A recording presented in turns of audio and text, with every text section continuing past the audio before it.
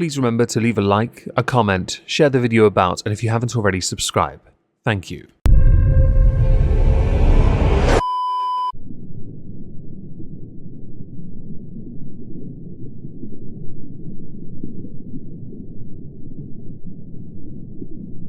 Well, isn't this just fantastic?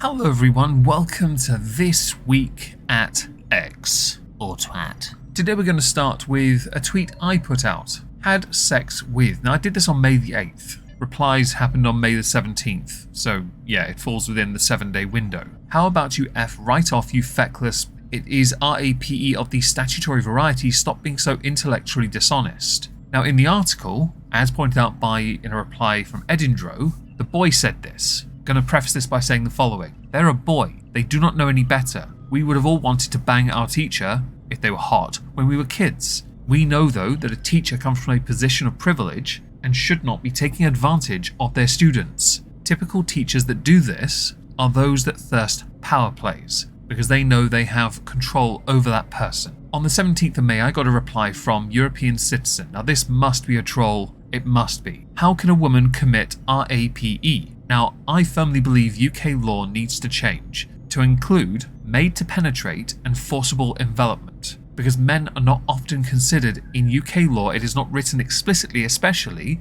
victims of this crime, beyond sodomy. So I replied by not getting consent from the other person, by taking advantage of a privileged position to have her way with someone that cannot consent, by holding another hostage and forcing them inside with threats of pain. There are other ways. A lack of consent is the main one. Reply, it is not physically possible for a woman to commit RAPE. You will find that this statement is quite clear and wrong. It is physically possible for a woman to commit the crime. I earlier stated made to penetrate and forcible envelopment. These need to be enshrined in law in every country, because it is possible to happen. If you'd like proof of that, try a Phoenix couple who literally got a day labourer at Home Depot, brought him back to the house, the husband held him at gunpoint and forced him to have sex with his wife. This is always possible, even if there is an additional person added into the mix. This is one of the very few times on Twitter where I have willingly then retweeted and basically fed to the wolves,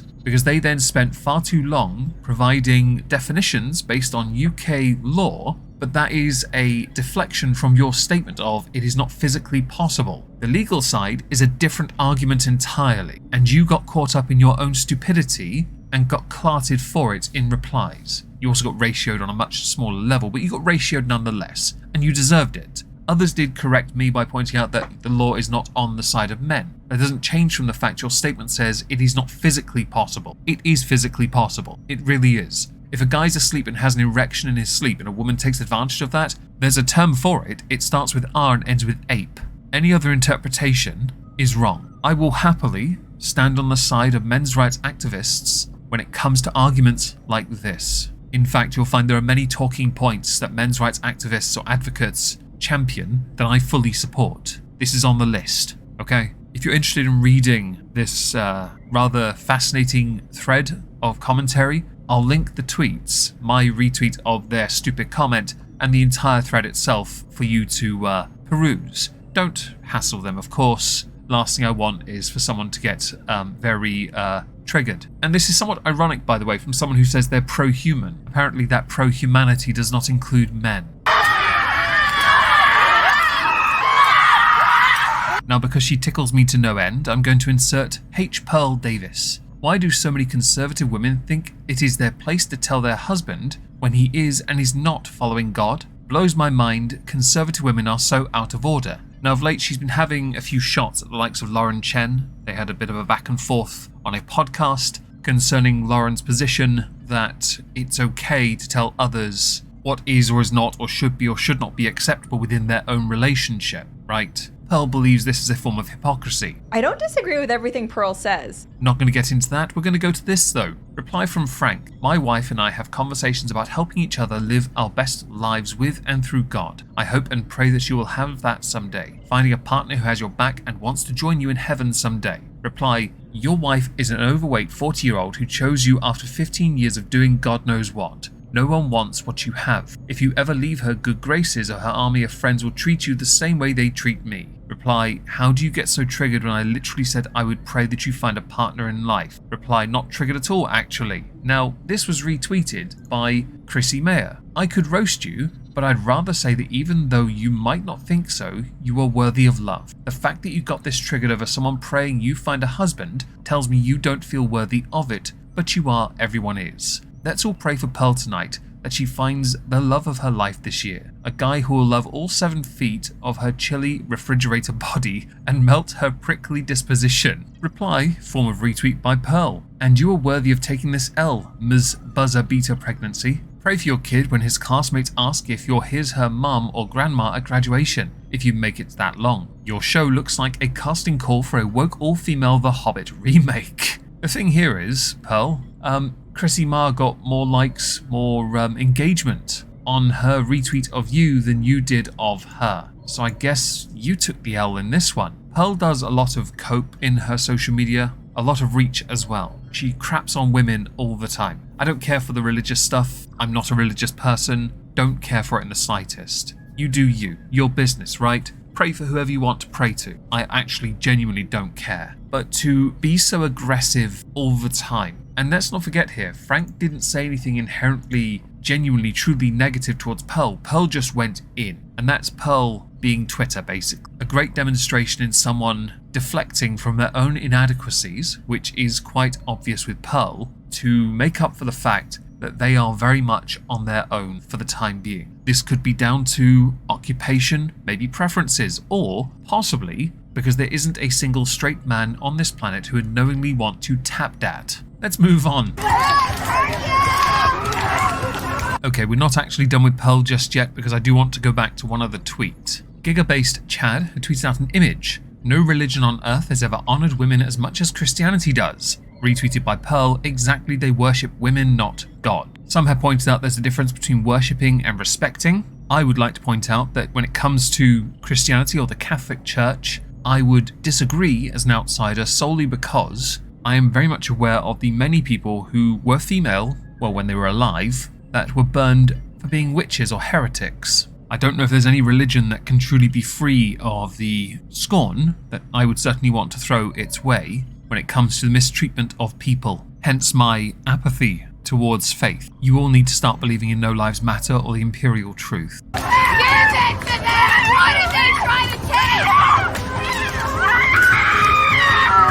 Libs of TikTok. Meta and Google spent nearly $1 million lobbying to fight an online child safety bill. Meanwhile, X is opening a new office specifically to fight child that material. Guess which one the left convinced advertisers like Disney to leave? Reply underneath, they aren't worried about those 2 words, they're worried about free speech. And that is true. In keeping with the theme of absolutism, free speech that is, on Twitter, Elon Musk has allowed many back who have been dubbed over the years haram because they say things that people don't like. I can't mention any of them, but you know who I'm talking about. Many getting their accounts, I can mention Bering. I mean, he got yeeted several years ago and got his account back when Elon took over. I'm sure many who had to create dummy accounts got all their previous dummy accounts that got banned back. Elon retweeted this by saying, but why does this boycott continue? Reply from Libs, because they don't actually care about any of the things they claim to have a problem with on X. They're just upset that they can't control the information we see and share. And in this instance,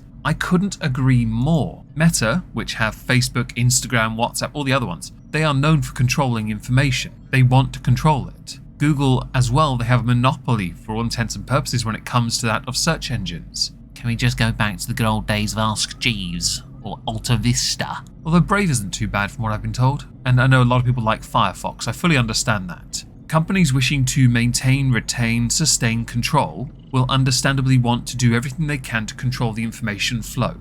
They will do that because it is for them profitable and because they can be seen to look good if the right message can be pushed across. Optics are key as opposed to actually doing what is often regarded the right thing. Facts rarely have morals and facts rarely have feelings, unless you're pushing a message that makes you look and feel good, instead of tackling the actual problem. A very corporate thing, I might add.